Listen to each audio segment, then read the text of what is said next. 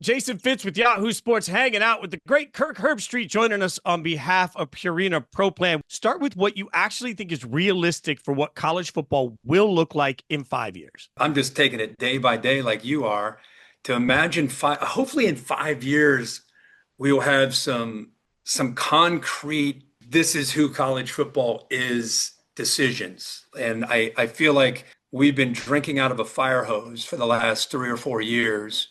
And I don't see that going away for the next few years anyway. I think there's so many layers to it. There's the postseason part. We're at 12, the contract's up.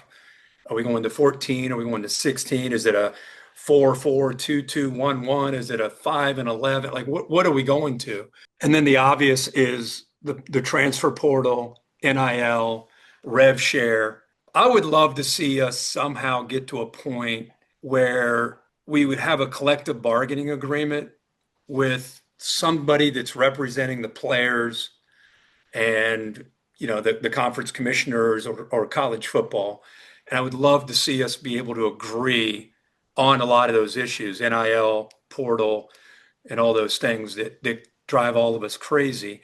And then have an agreement. And then you don't have to worry about antitrust laws.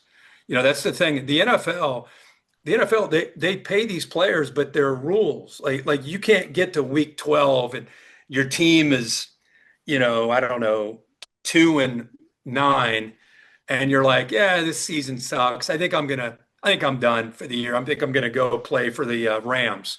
They're having a good year. I think I'm gonna go there. It's like you don't do that. You're under contract. Here are the rules. Here's what we're paying you, and you have to live up to your contract. We have to pay you, regardless of the season we're having. I feel like in college football, not every player at all, but I feel like coaches really find it challenging to keep guys engaged, to find out what's your why, because it's so individually focused.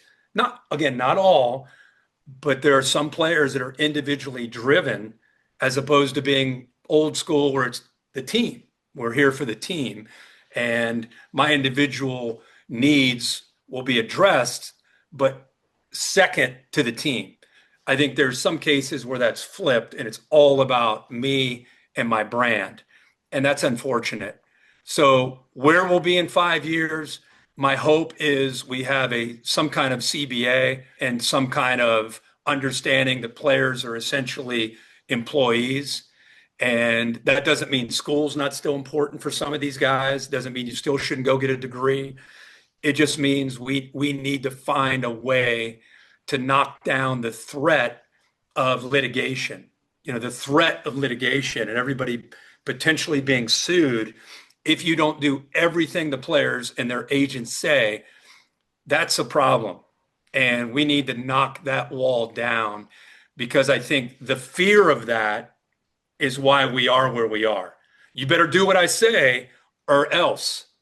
Okay, we don't want to be sued, so we'll do exactly what you say. And the players went from my era, zero power, to now having all the power. Like, that's not, zero power is not right. All the power is not right for their own good, for their own growth, their own development. I have 4 sons, 2 that are 25, 1 22, 1 18. I can't imagine. They need, as a dad, they need to go through tough times. They need to learn this is how you do it in life. And life is hard. Life is challenging. And it's okay. You're going to make mistakes, but you got to learn to work through them. Everything's not always going to be what you want and how you want it and when you want it. And unfortunately, right now, that's how college football is. And I think we're hurting the players long run as much as we're hurting the sport. So I'm not sure in the short term how to get the Big Ten and the SEC to play nice in the sandbox together. Maybe they don't have to, but you've seen all of the playoff proposals. What do you think of what the Big Ten wants to do now with automatic qualifiers for their conference? Particularly, I like what Eli Drinkwitz came out and said against his own conference, and saying that why don't we have more play-in opportunities? Can you imagine, instead of that last Saturday of the season being just the SEC or Big Ten or Big 12 or ACC championship? Imagine if the SEC had 1 and 2, but then you also have 3 and 6 and 4 and 5 playing each other. And imagine if we had, the excitement of 3 and 6, winner of that game is in the playoff. 4 and 5, the winner of that game is in the playoff. I think that is fascinating. And he was very passionate in the way he described that. I would be a fan of that personally, and give these teams hope as opposed to, just the 2 teams that play in the conference championship have a shot to get that automatic spot, and then you're hoping it for an at large after that. I love the idea of a kind of a play-in weekend throughout the entire country. I think that would create a ton of buzz for the players and for the fans. And I think that would be the way to go. I think what I've found, and I agree with a lot of these these coaches' assessment, we're putting the selection committee in a really tough spot because no matter what they say, and I'm fans of what they try to do, but I think they're focused more on wins and losses than they're focused on who the better teams are. And just because a team's 11-1 or 12-0, and let's say they played one ranked team, and you got a team over here who's 8-4, and they played 6 or 7 ranked teams, 3 of them on the road at night, and doesn't mean they're more deserving at 11-1 when they played one ranked team.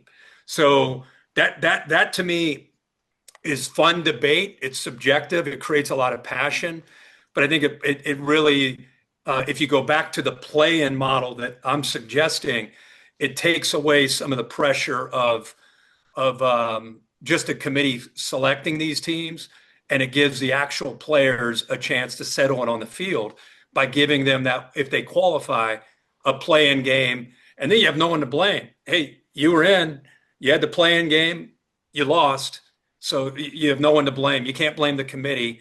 You lost a football game, so you're not going. So I think that would be the right way to go personally.